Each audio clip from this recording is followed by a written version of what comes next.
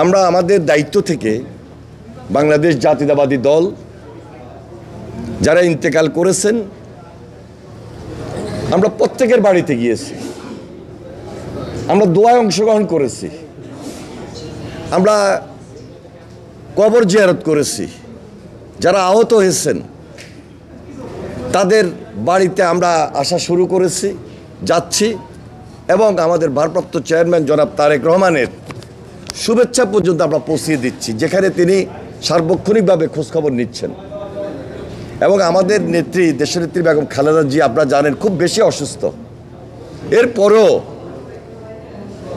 উনি যতভাবে খোঁজখবর নিয়েছেন।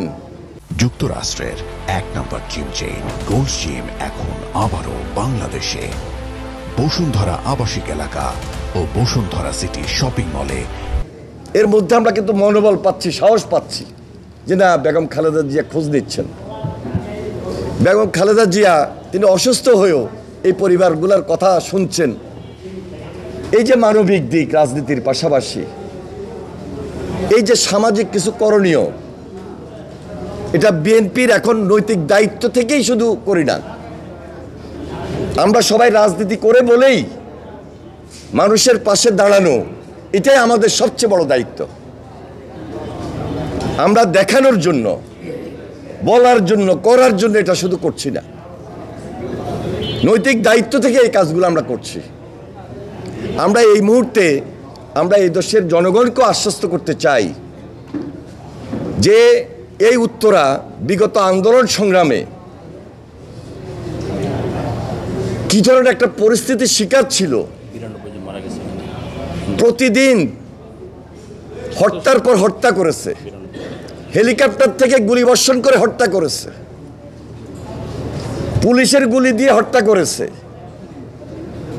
ছাত্রলীগ যারা হেলমেট বাহিনী ছিল, সন্ত্রাসী বাহিনী ছিল, সেই ফ্যাসিস্টের সরাসরি শেখ হাসিনার নির্দেশে উত্তরা এলাকায় একটা মৃত্যু কূপে পরিণত হয়েছে, এটা ভয়াবহ মৃত্যু নগরীতে পরিণত হয়েছে।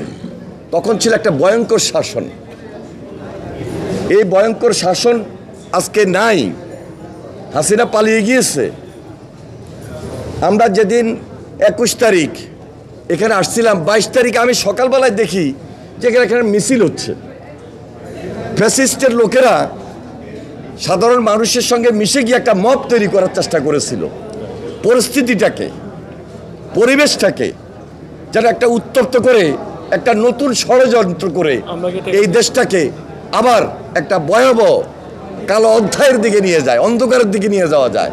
কিন্তু না, আপনারা খুব সতর্ক ছিলেন, আমাদের নেতারা সতর্ক ছিল, সাধারণ মানুষ সতর্ক থাকার কারণে আমার বিশ্বাস এই ষড়যন্ত্র দফে টিকে নাই।